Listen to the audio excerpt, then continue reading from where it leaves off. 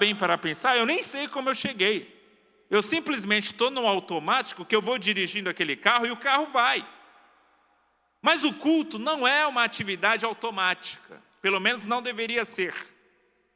Embora ele tenha uma ordem, ele tenha uma previsibilidade, embora o culto a gente saiba ali o que vai ocorrer, o culto deveria ser algo novo todas as vezes que nós sentamos aqui. E esse é um desafio para todos nós somos tentados a fazer do culto uma rotina. E não podemos. Porque o primeiro serviço que nós prestamos a Deus, o primeiro serviço, se chama culto.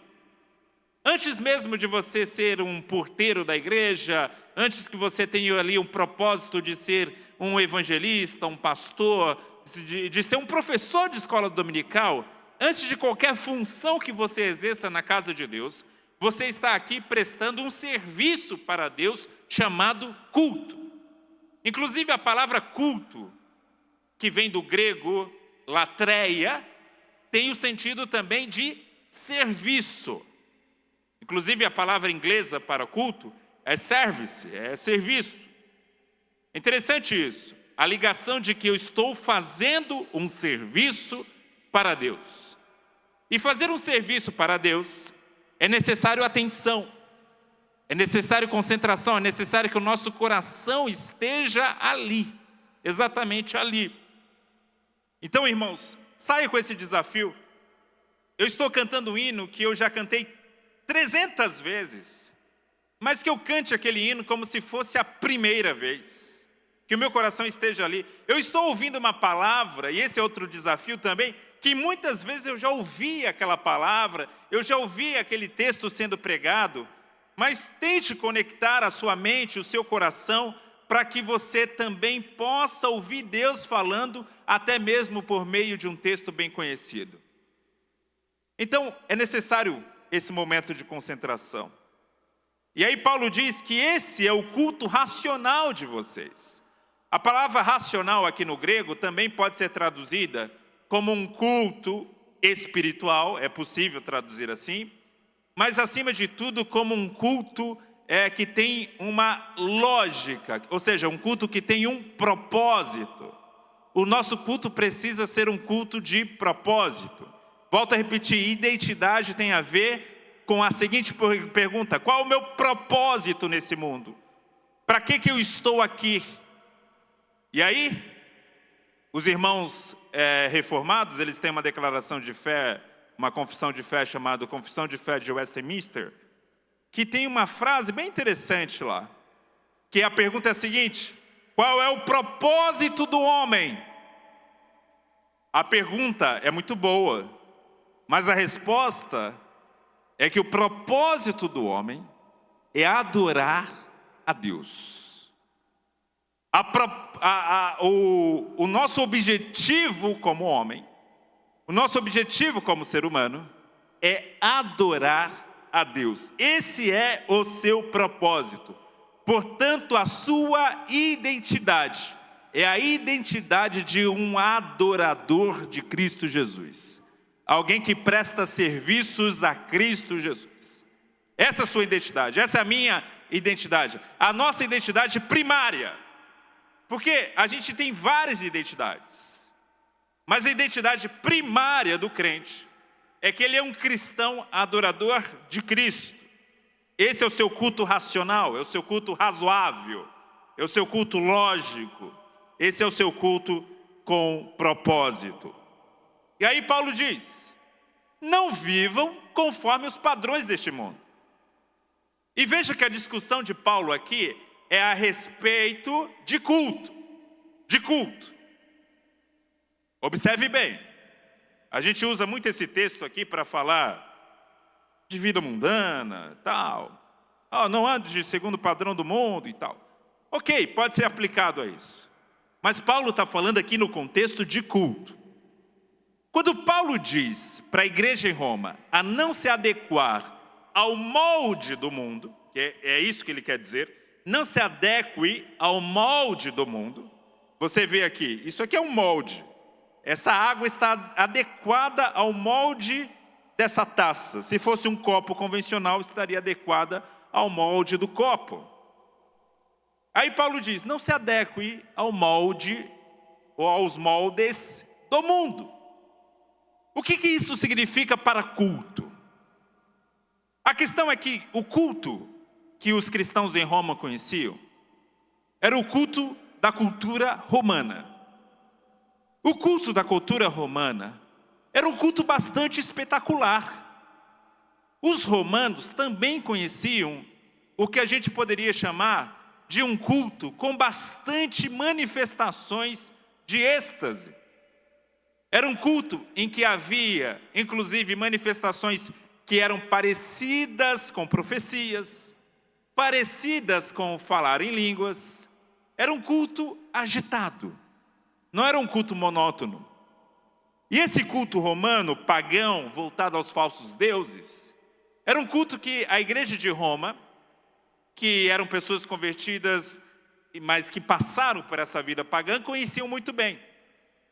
Mas uma coisa da cultura romana que influenciava os seus cultos, é que a cultura romana era uma cultura da ostentação. Observe isso. Era uma cultura da ostentação. E isso refletia nos seus cultos. Era um culto que você ostentava a espiritualidade. Isso era tão sério que permeou também a igreja de Corinto, que também tinha uma igreja, que também era uma igreja de origem cultural romana. Os coríntios, quando descobriram o falar em línguas, começaram a se achar melhor do que outros por falar em línguas. Eles começaram a achar, eu sou mais espiritual porque eu falo em línguas. Eu sou mais espiritual porque eu profetizo. E Paulo está dizendo, não se amoldem ao mundo. Esse pensamento de você achar que é melhor que o outro, porque você tem um dom de determinada qualidade, esse é um pensamento totalmente mundano. Não se adequa ao mundo. E aí, irmãos, eu pergunto, nós temos uma cultura de ostentação hoje em dia? Eu dou um exemplo clássico para vocês. O irmão sai aqui de Lago da Pedra, é convidado para pregar no Paraná, aí por acaso alguém lá no Paraná diz, olha, vamos ali no Paraguai? Aí eles vão ali no Paraguai, faz fronteira com o Paraná, em Punta del Este, por exemplo. Aí vai lá e entra numa igreja e é convidado para pregar naquela igreja. Aí o irmão volta para Lago da Pedra. Mas ele volta diferente. Ele foi evangelista. Ele foi diácono. Ele foi pastor. Mas agora ele está voltando como conferencista internacional. Porque pregou no Paraguai. Ele não foi nem fazer uma conferência, muito menos rodar o mundo. Mas já volta com um título pomposo. A nossa igreja evangélica hoje é uma igreja que há anos já vem usando títulos como apóstolo. Que não basta hoje ser pastor, é necessário ser apóstolo. E aí teve um em Manaus que não se conformou com o título de apóstolo, porque já tem apóstolo demais no Brasil. Agora ele é paipóstolo, é o pai dos apóstolos. E por aí vai. E aí vai chegar um momento que o camarada vai ser um vice-deus. A questão, irmãos, é uma cultura da ostentação. Volto a repetir, o nosso propósito é ser adorador. Não é ser objeto de adoração. Não é ser objeto de admiração. Eu quero ser admirado, eu quero ser admirado, eu quero ser... Se você quer ser admirado, vai para a Fazenda, Big Brother, vai para essas coisas do mundo. Agora aqui na igreja do Senhor não é espaço para eu ser admirado, irmãos. Ah, mas eu quero ser famoso, eu quero ser um pregador famoso. Já começou errado. A fama pode até vir, mas ela nunca pode ser uma causa a ser buscada. Ah, eu quero ser famoso pregando o evangelho. Você já está com o seu pensamento completamente distorcido. O meu pensamento deve ser, eu quero servir a Cristo. Você vê, em momento algum os evangelhos diz que Jesus corria atrás da fama. É o contrário. A fama corria atrás de Jesus. Os seus feitos eram extraordinários e a sua fama, ou seja, as pessoas iam falando das suas ações pelo mundo. Isso é uma coisa. Mas como servo de Jesus, eu não estou aqui para servir o meu nome, eu não estou aqui para fazer o meu nome grande, eu não estou aqui para ser um grande nada. O Donald G., que foi um dos principais teólogos do início das Assembleias de Deus, ele relata que uma vez ele foi numa igreja e tinha uma faixa grande. Você vê que esse mal já é velho no nosso meio. Havia uma faixa grande na frente da igreja. Hoje receberemos o grande pregador escocês Donald G. Aí ele disse no momento do púlpito: irmãos, eu tenho que corrigir 2 erros aí. Eu não sou nem grande e nem escocês. Eles erraram também a origem do país dele. Mas a gente tem isso. E essa cultura, volta a repetir, é mundana. E aí eu vejo que Paulo fala para combater isso. Versículo 3. Porque pela graça que me foi dada, digo a cada um de vocês que não pense de si mesmo além do que convém. Em outras palavras, Paulo está dizendo: você não é mais importante do que você acha que é. Você não é a última bolacha do pacote. Você não é a última Coca-Cola zero do deserto. É isso que Paulo está dizendo. Não pense de si mesmo além do que convém. Irmãos, a pior coisa na igreja é o irmão que acha que tem um dom que não tem. Eu conheci um irmão que colocou na cabeça que era cantor. E aí, ele cantava muito ruim. Muito ruim. Ao ponto que quando ele começava a cantar, os músicos saíam da igreja. Porque eles não aguentavam de tanta ofensa à música. Tanta heresia à música. E aí, o irmão inventou ainda de gravar um CD. O que é pior, né? E queria que a gente comprasse. Irmãos, não fique achando que você tem um dom que você não tem. Ah, mas eu acho bonito. Não basta achar bonito. É necessário ter a vocação. Porque Paulo lembra aqui no início do versículo 3, ele falando na sua autoridade apostólica, pela graça que me foi dada. Outro princípio válido aqui. O dom é graça. Você não tem um dom porque Deus achou que você é mais especial que ninguém. Você não tem um dom porque você é mais espiritual que ninguém. Você não tem um dom como se fosse uma espécie assim de prêmio. Deus está te dando um prêmio aqui. Não, não é isso. É graça. Você não merece, eu não mereço, ninguém aqui merece. O Senhor dá pela sua graça. Dom é graça. Mas não pense. Pelo contrário, pense com moderação. Porque tem outro lado aqui, né, irmãos?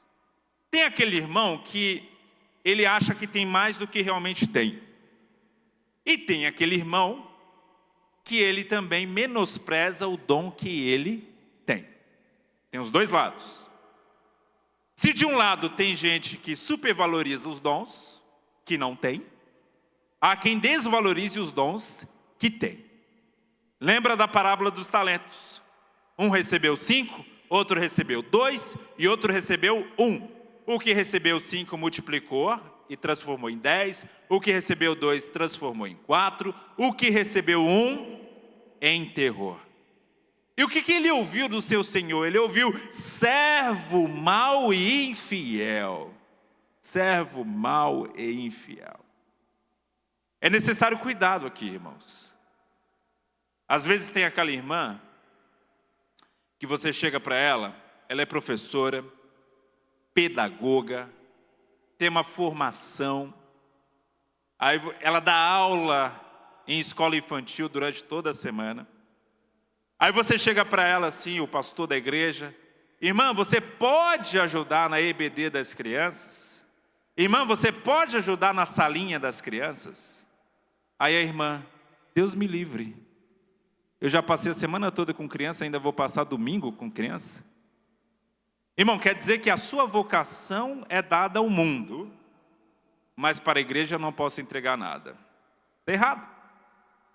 Você está enterrando o talento que você tem. E todos nós temos algum dom. Todos. Todos, sem nenhuma exceção. Você que está me ouvindo agora, você tem algum dom dado por Deus a você. E eu vou revelar nessa noite qual é o seu dom. Está preparado para receber a revelação? Receba aí, porque tem gente se perguntando, qual é o meu dom? Se todo mundo tem um dom, qual é o meu dom? Qual é o meu propósito? Eu vou revelar agora para você, receba a revelação. O seu dom é o que te incomoda. Calma que você vai entender. Sabe aquele irmão no final do culto que chega para você e fala assim, nossa, a nossa igreja não tem um grupo de evangelismo.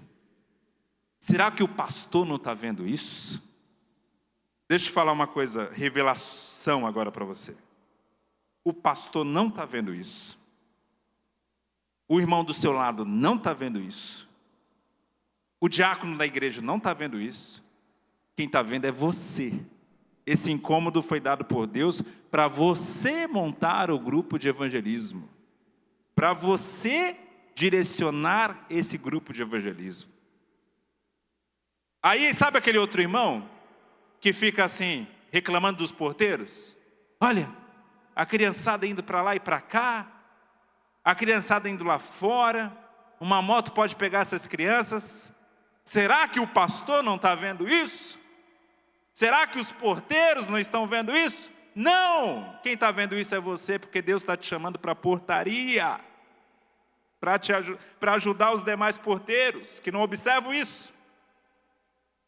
Ah, a congregação que eu estou está muito mal pintada, está caindo ali a tinta, aquela tinta ali está feia. Será que ninguém está vendo isso? Não, é você. Deus está te chamando para comprar a tinta e pintar o templo. Você está vendo como a revelação é profunda? Aquilo que te incomoda é o dom que Deus tem te dado. Deus muito cedo me incomodou sobre a qualidade de ensino da igreja. Eu era um pré-adolescente e já estava incomodado. Porque isso leva tempo para preparo. Para que eu fosse atrás, estudasse, me preparasse para tal. Deus incomoda. E aí, o dom que você tem, você precisa exercê-lo. Não ficar com falsa modéstia, dizendo, eu não sirvo para nada, meu papel aqui é só assistir o culto. Deixa eu falar um negócio para você, não existe esse dom de assistir o culto. Esse dom aí não existe. Esse dom aí, na verdade, é uma missão de todos nós participarmos do culto, mas não tem só essa missão na nossa vida. Tem algo a mais que você pode fazer. O nosso problema é que a gente associa dom a microfone. Quando a maioria dos dons não tem nada a ver com isso aqui. A maioria. Interceder não depende de microfone. Evangelizar não depende de microfone ou de púlpito, pelo menos. Fazer um trabalho de diaconia não depende de microfone. Ensinar crianças numa EBD não depende de microfone. Você vai observar, se eu continuar aqui citando, a maioria dos dons não dependem de microfone. Então é necessário a gente compreender que vocação não tem a ver apenas com púlpito, embora também seja uma vocação, mas é uma vocação que alguns vão receber, não são todos. Não faz sentido uma igreja ter só pregador, só pastor, ou só professor. Deus vai dividindo as suas funções dentro da igreja. E Paulo continua. Pelo contrário, pense com moderação, versículo 3, segundo a medida da fé que Deus repartiu a cada um. Olha aqui, mais uma vez, esse copo tem uma medida. Esse copo aqui está acima da metade. É uma medida. Paulo está dizendo que Deus dá medidas de fé em relação aos dons. Ou seja, os dons não são nivelados. não são nivelados. Há pessoas que são mais talentosas do que você e há pessoas que são menos talentosas do que você. No quesito salvação, Deus é democrático. A salvação é igual para todo mundo. Mas no quesito dom, Deus não é democrático.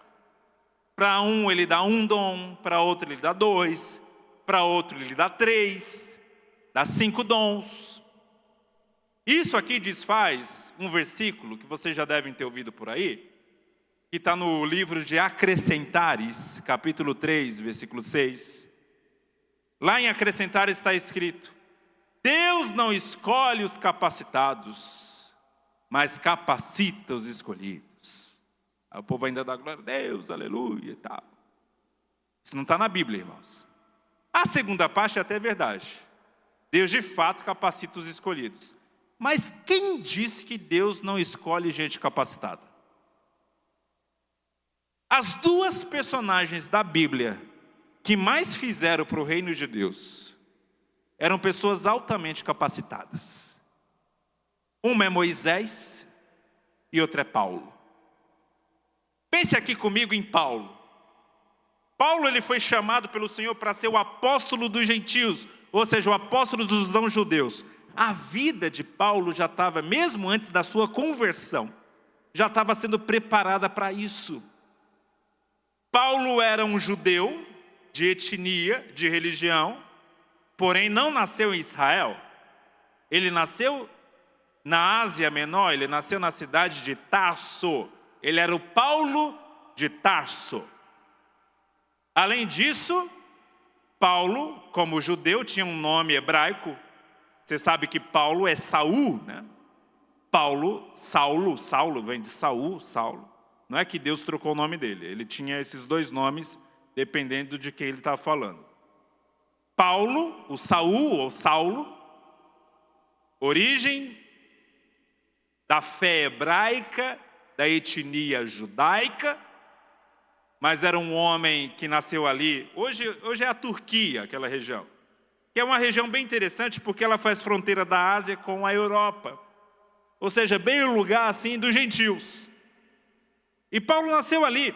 Além disso, Paulo tinha cidadania romana. Lembra que a época ainda era o Império Romano? O que permitia ele viajar pelo mundo todo com facilidade. Então a vida de Paulo já foi preparando ele para ser o apóstolo dos gentios, ainda antes da conversão. Paulo certamente conhecia o hebraico, porque ele tinha origem judaica, conhecia o aramaico, que era a língua do povo do dia a dia das ruas de Jerusalém, conhecia o latim, que era a língua de Roma, e o grego, que era o inglês da época.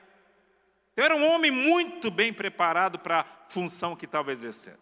Então não tem essa, irmãos. Há funções que Deus vai buscar a gente mais preparada, mais capacitada. Há funções que não demandam tanta capacidade, mas demandam um coração disposto ali a estar obedecendo ao Senhor. E Paulo continua, versículo 4. Porque assim como num só corpo temos muitos membros, mas, olha o outro princípio aqui, nem todos os membros têm a mesma função. Isso aqui é maravilhoso. Nem todos os membros têm a mesma função. Tem irmão que ele tem um ministério que ele acha que todo mundo deveria ter aquele ministério. Por exemplo, a pessoa evangeliza no sertão, que é um lugar difícil. Aí ele acha que todo crente deveria evangelizar no sertão. Não, esse foi o seu chamado. Talvez seja o chamado de mais 5 aqui. Mas não é o chamado de todos. Evangelizar é um chamado de todos, mas é algum tipo de evangelismo específico, Deus vai levantar evangelistas para isso. Contribuir é uma missão de todos, mas alguns vão contribuir mais do que a média. Há chamados específicos. E aí a gente, às vezes, tem tanta paixão pelo nosso chamado, que a gente acha que todo mundo tem que ser igual a gente. Eu já caí nessa tentação também. Como eu amava muito o ensino, eu queria que todo crente tivesse a mesma paixão pelo ensino que eu tinha. A mesma paixão pela teologia que eu tinha. Até descobrir que não é assim. Não é assim. Há pessoas que Deus vai colocar essa paixão mais do que as outras. Para quê? Para que você seja um canal de ensino na igreja. Eu sei que a maioria de vocês aqui já tem esse chamado, valorize ele, mas entenda, ele é um chamado seu. Não é necessariamente de todas as pessoas da sua congregação. Outro ponto que Paulo levanta aqui. Assim também nós, embora sejamos muitos, somos membros de um só corpo em Cristo e membros um dos outros. E aí Paulo está colocando o seguinte ponto. Há uma diversidade de atuações. Inclusive, nenhuma lista dos dons espirituais é exaustiva. Há vários dons disponíveis por Deus na igreja. E esses dons, eles são sempre complementares. Alguns dons são até mesmo, irmãos, não vou dizer contradizentes, mas eles entram em choque. Por exemplo, pregador profeta e pregador mestre. Você sabe o que é pregador profeta? Pregador profeta é o pregador da última hora. O mundo sempre está acabando, ele é ofegante até na fala. Ele é né, metralhadora de Jeová. É aquela coisa assim. E tal. Eu nem sei imitar. Mas os irmãos sabem que tipo de pregador é o pregador profeta. É um pregador muito enérgico. É um pregador que passa uma energia para a igreja muito grande. É impossível não dar glória a Deus e aleluia na pregação do pregador profeta. Ele ali também traz umas profecias e tal. Esse é o pregador profeta. Quando o pregador profeta está pregando, aí o pregador mestre está ouvindo. O pregador profeta começa a falar, mas como ele é muito enérgico, ele é muito rápido, ele não é muito do preparo, ele não tem muita paciência para preparar as coisas. Então ele vai falando assim do que der na telha. O que vai saindo, ele vai falando. E aí ele lê um texto e o pregador mestre ouvindo e pensando, meu Deus do céu, que pregação é essa? É uma pregação de 3 pontos. Leia o texto, fugiu do texto e nunca mais voltou para o texto. É aquela pregação assim, né? Aí lá o pregador mestre, olha o que ele está falando, isso aí vai... O culto está sendo gravado, vai dar até processo para a igreja. Aí vem o pregador mestre pregar. E agora é o pregador profeta ouvindo. O que é raríssimo. Porque normalmente ele está por aí, alguma vigília, alguma coisa, algum monte. Ele está por aí em algum lugar. Mas por acaso o pastor mandou ele vir e ele veio. Aí está lá o pregador profeta ouvindo, o pregador mestre. E ele lá pensando, meu Deus, que sono. Que coisa monótona. Olha lá, falando em grego, hebraico. Jesus está voltando e o camarada estudando grego. Aí ele fica indignado. Mas deixa eu falar uma coisa para vocês. A igreja precisa dos dois. Dos dois. Uma igreja só com pregador mestre, ela é bonitinha, bem arrumada, o pessoal sabe comer com garfo e faca, educada, mas não cresce, irmãos. Não cresce. Precisa de uns loucos assim, meio profeta, que vai na rua, falando, expulsando demônio, dizendo arrependei-vos, comendo gafanhoto. Precisa. Que esses trazem uma energia para a igreja. Mas uma igreja só com profeta também não funciona, irmãos. Porque a igreja só com profeta, ela é muito animada, ela é cheia. É menino rodando para lá e para cá. É um outro cantando, deixa o menino rodar, e por aí vai. Mas essa igreja vai cair em heresia em algum momento. Vocês já ouviram falar da igreja da Avó Rosa? Quem já ouviu falar da igreja da Avó Rosa? Avó Rosa. É uma igreja lá em São Paulo, na Grande São Paulo.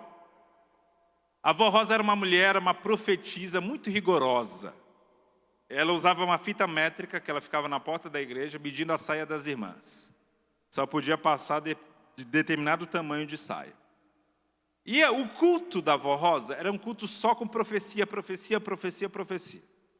Até que um dia a Avó Rosa morreu. E aí a igreja entrou em crise. Porque a Avó Rosa era a voz profética da igreja. Ela era a profetisa da igreja. Aí chegaram à seguinte conclusão. A Avó Rosa morreu, mas ela vai continuar falando mesmo depois de morta. Aí virou a primeira igreja pentecostal espírita do mundo, irmãos. Aí você vê, é uma igreja com muito profeta e nenhum mestre.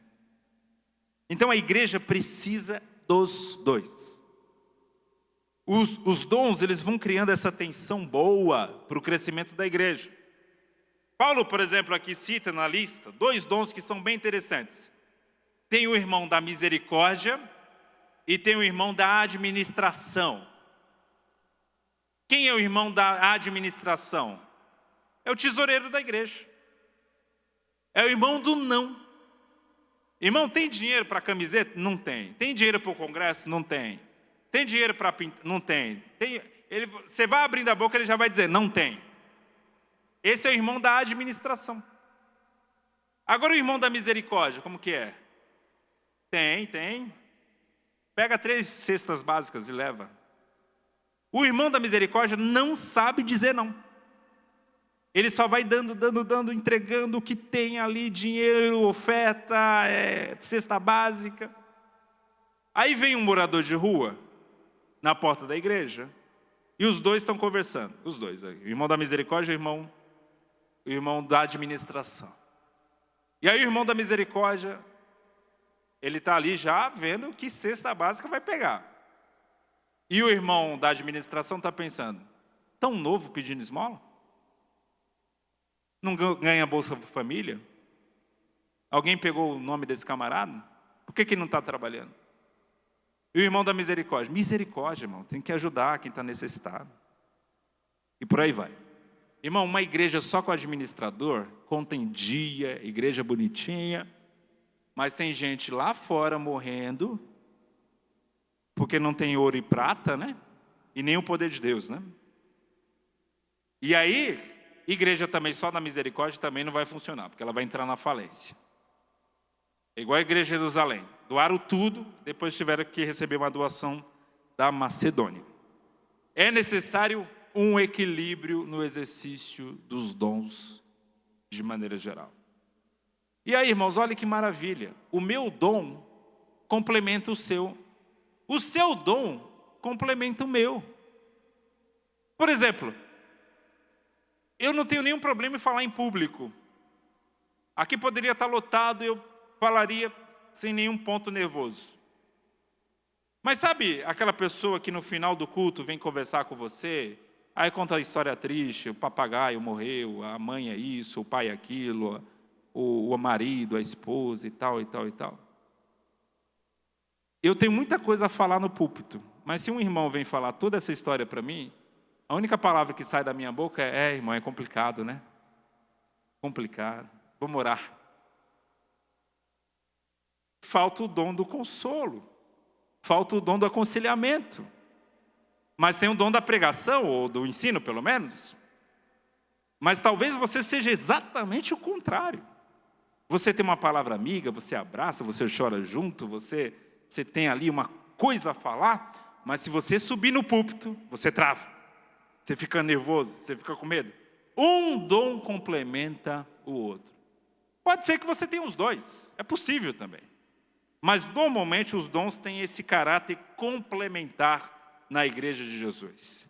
Fora que tem muito dom invisível, né, irmãos? Quantos irmãos estão intercedendo por você e você nem sabe? Quantos irmãos dedicam minutos ou horas de oração e estão orando por mim e eu nem sei, estão orando por você e a gente está sendo abençoado por meio dessas orações, por meio dessas intercessões maravilhosas. Isso é um dom maravilhoso, é um dom invisível. Você nunca vai ganhar uma plaquinha aqui na igreja, você nunca vai ganhar um presentinho aqui na frente, está aqui o irmão intercessor, mas Deus está vendo, irmãos. Até essa coisa de a gente ganhar a plaquinha e tal, a gente está perdendo galardão, né? É porque a gente já está recebendo aqui. Mas o seu você está recebendo no céu. O Senhor não despreza aquilo que o servo dele faz. É a nossa obrigação? É a nossa missão? Mas Deus não despreza o trabalho de ninguém. Deus está olhando tudo. E Paulo ainda falando, ele diz o seguinte, versículo 6, temos porém diferentes dons, segundo a graça que nos foi dada, Se é profecia, seja segundo a proporção da fé. Olha que interessante. Paulo está dizendo, se é profecia, seja segundo a medida ou proporção que Deus te deu.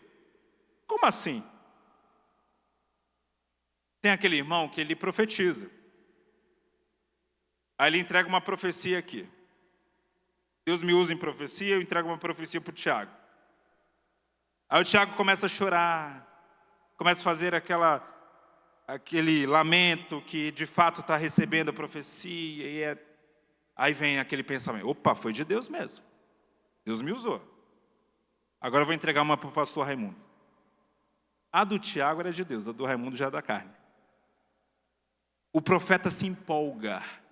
Ele vai além da proporção que Deus deu. Acontece muito em profecia isso, irmãos, muito. É aquela pessoa que profetiza no domingo e todo mundo no final do culto fala, que bênção, que coisa maravilhosa, que profecia linda. Aí no domingo que vem ele quer profetizar de novo. Não, Deus mandou você profetizar no domingo ali, não no outro. Está indo além daquilo que Deus deu. E não acontece só no dom de profecia, não. Acontece em outros dons também. O dom do aconselhamento, por exemplo. Deus mandou você aconselhar, não é mandar na vida do outro. Ah, você tem que fazer isso, tem que fazer aquilo? Tem que deixar o seu marido, não sei o quê. Não. Deus mandou você aconselhar. Não é tomar a decisão pelo outro. Você vai dar os princípios, os conselhos, mas quem vai tomar a decisão é a outra pessoa. Você que é líder de jovens, você é líder de jovens, você não é o pai dele. Você é professora dos adolescentes, você não é mãe dele. Ou seja, a gente não pode ir além daquilo que o dom permite. A mesma coisa, irmãos, qualquer ministério. Ficar naquilo que Deus te deu. Paulo ainda diz, se é ministério, esse é o dom mais distribuído por Deus. O dom de ministério. A palavra ministério aqui, ela vem da palavra grega diaconia. Diaconia é o sentido de serviço, não é só do diácono, né? Mas qualquer tipo de serviço que o irmão presta. É aquela irmã que faz o lanche na igreja, é o irmão que faz a limpeza do templo, é a pessoa que está cuidando do estacionamento da igreja, é o pedreiro que veio aqui fazer o acabamento de determinado lugar da sala da igreja. Tudo isso aqui são dons ministérios, são dados por Deus para edificação da igreja. E é uma bênção. Os irmãos da mídia, os midianitas, né? Tudo isso aí é ministério. O que, aí Paulo ainda fala, o que ensina, dedique-se ao ensino. E aqui, irmãos, vamos ser transparentes. É muito ruim um professor que não prepara a aula. É muito ruim um professor que lê a lição tomando café domingo de manhã. E aí chega na escola dominical totalmente despreparado. E aí vai dar uma aula que não tem nada a ver com o conteúdo da lição. Ou, quando máximo, ler a lição. Se fosse para ler a lição, eu li em casa, irmãos. Uma coisa é você ler e explicar o que está escrito. Mas a lição é um pontapé inicial. E, irmãos, deixa eu falar uma coisa. Se você fosse um professor há 30 anos atrás e dissesse, é difícil ser professor, eu não tenho conteúdo para pesquisar, eu não tenho dinheiro para comprar livros, eu ia concordar com você. Mas hoje em dia, eu sou de uma época ainda, embora eu seja novo, que existia só um site de escola dominical, que era o do Caramuru, que era o escoladominical.com.br.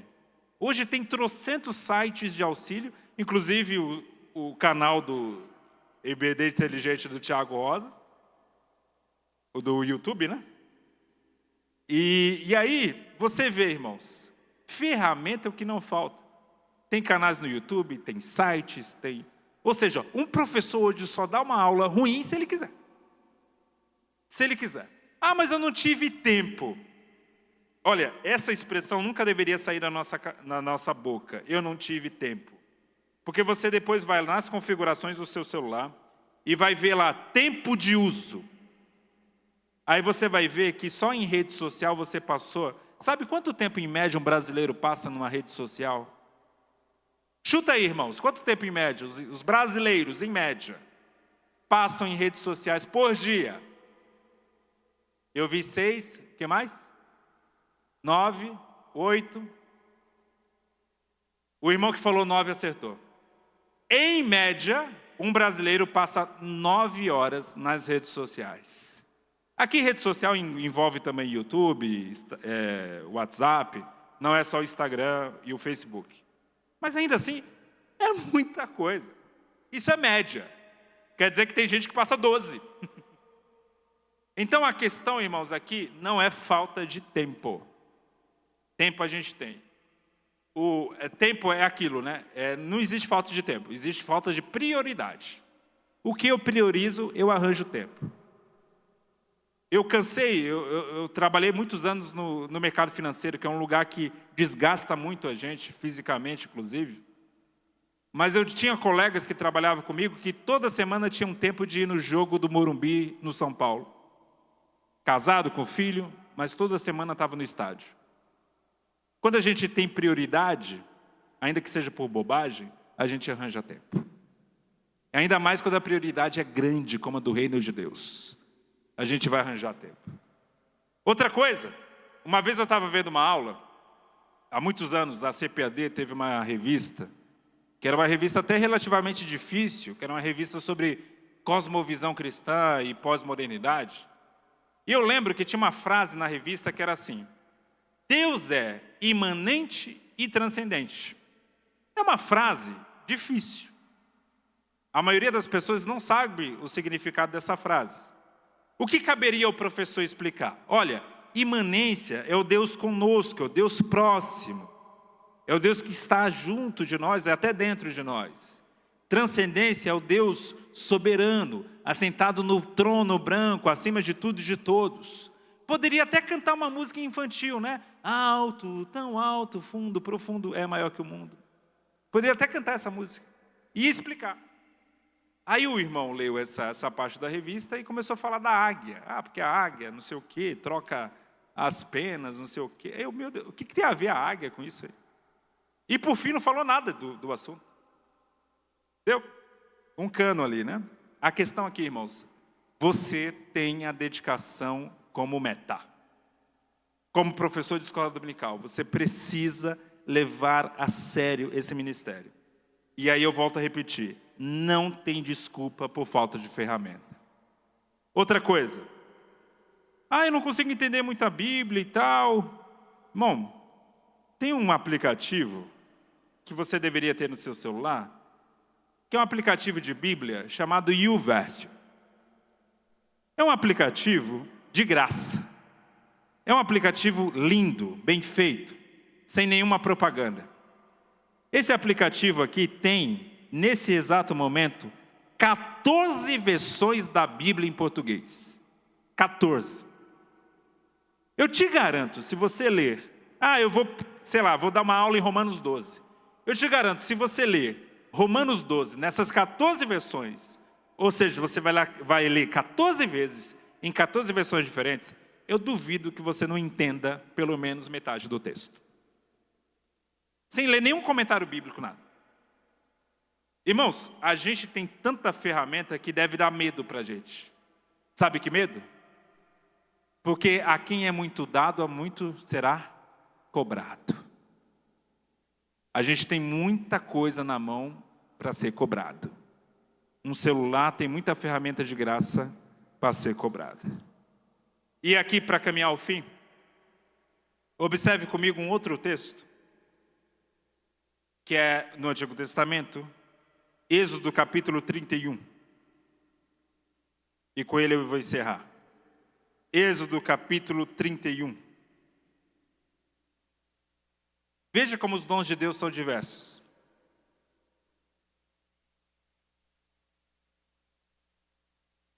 Só para contextualizar vocês, aqui é a construção do tabernáculo. Deus mandou Moisés levantar homens, inclusive, para ajudarem na construção daquela tenda que ficava no deserto, que representava a presença de Deus, onde era guardada a Arca da Aliança. Olha o que diz Êxodo 31, O Senhor disse mais a Moisés: eis que chamei pelo nome Bezalel, filho de Uri, filho de Ur, da tribo de Judá, e o enchi do Espírito de Deus. Observe aqui comigo. A primeira pessoa na Bíblia a ser cheia do Espírito Santo, pelo menos que a Bíblia declara, a primeira pessoa que a Bíblia declara que é cheia do Espírito Santo, se chama Bezalel. O que ele vai fazer na sequência? Vai profetizar, curar, ter visões, ter sonhos. Observe comigo. E o enchi do Espírito de Deus, de habilidade, de inteligência, de conhecimento em todo artifício, para elaborar desenhos e trabalhar em ouro, prata e bronze, para lapidação de pedras de engaste, para entalhos de madeira, para todo tipo de trabalho artesanal. Olha que coisa. A primeira pessoa cheia do Espírito Santo foi cheia do Espírito Santo para trabalhar em artesanato, para ser um design de interiores do tabernáculo. Essa irmã que fez esse arranjo bonito aqui, essa pessoa que tem o cuidado de deixar tudo limpo, tudo bonito, é também cheio do Espírito de Deus para isso. Isso também é um trabalho de unção do Espírito Santo. Deus se importa até com a beleza do espaço onde Ele é cultuado. Ele encheu Bezalel para isso. É lindo. E como ninguém trabalha sozinho, versículo 6 diz: escolhi a Oliabe, filho de Aizamaque, da tribo de Dan, para trabalhar com ele. Também dei habilidade, observe aqui comigo essa parte do versículo, também dei habilidade a todos os homens hábeis, para que me façam tudo o que eu tenho ordenado. Dei habilidade a homens hábeis. Você já tem uma capacidade por Deus? Deus quer encher você do Espírito Santo para que essa capacidade seja expandida. Você já tem uma aptidão para liderança, para organização, para administração. Deus quer encher você do Espírito Santo para que essa habilidade seja expandida.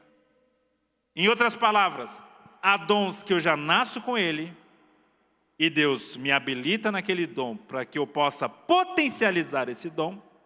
E há dons que eu só vou receber depois da conversão, ou depois de um momento de oração. Mas fato é que algum dom Deus está te dando. E não despreze o seu dom. Porque Tiago falou, todo dom vem de Deus, do Pai das luzes. Todo dom perfeito vem do alto. Todo dom perfeito vem do alto. Volto a repetir, não importa se você faz arranjos de um templo, se você está dando aula para crianças, se você está profetizando no meio do salão, se você está pregando a palavra no púlpito, se você está sendo usado em cura divina, se você está sendo usado em língua, interpretação de línguas, se você está sendo usado na administração do templo, tudo isso é capacitação do Espírito Santo para o bom funcionamento do reino. É um propósito que nós temos para servir melhor a Jesus. Amém, igreja? Deus abençoe a todos vocês. Fique com essa palavra. Lembre, esse é o meu propósito. É adorar Jesus. É servir ao Senhor com o dom que eu tenho. E eu já revelei para você o dom que você tem. Exerça esse dom. Não enterre esse dom. Ponha à frente para a glória de Deus. Deus abençoe. Volto a repetir, os livros estarão ali na frente. Deus abençoe. Meus amados, que bom, que palavra instrutiva, não é? Quantos glorificam a Deus por esta palavra tão maravilhosa? Pronto, você está sabendo agora qual é o seu dom? Amém? Glória a Jesus. Deixa Deus te usar, viu? Graças a Deus. Meus irmãos, em pé, vamos orar agradecendo a Deus por essa palavra. Glória a Jesus. Profetas e mestres andando junto, glória a Deus. Aleluia. Com certeza, meus irmãos, os dons são complementares, todos são importantes. Há trabalho para cada cristão e juntos, fazendo a obra de Deus, a obra avança e o nome do Senhor é glorificado. Oremos ao Senhor com o pastor Gedalias e o pastor João Torres, impetrando a bênção apostólica. Oremos. Senhor nosso Deus, nosso Pai, Criador dos céus e da terra, em cuja presença estamos,